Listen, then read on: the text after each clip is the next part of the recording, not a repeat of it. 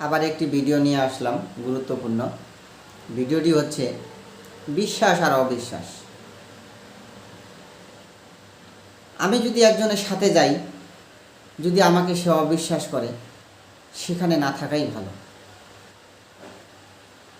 আর যদি কেউ চুগলখড়ি করে, সেটাও একটা জঘন্য কাজ। তাহলে সেখানে আপনি কিভাবে থাকবেন? বিশ্বাসের অমর্যাদা যখন হারিয়ে যায়, তখন আর কিছু থাকে না।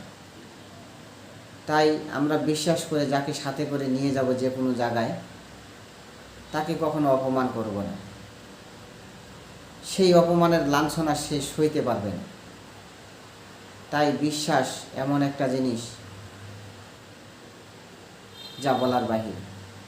তবে আমরা যারা এই জিনিসগুলোতে অভ্যস্ত আছি, আমরা সবাই এই জিনিসগুলো থেকে পিছিয়ে যাব।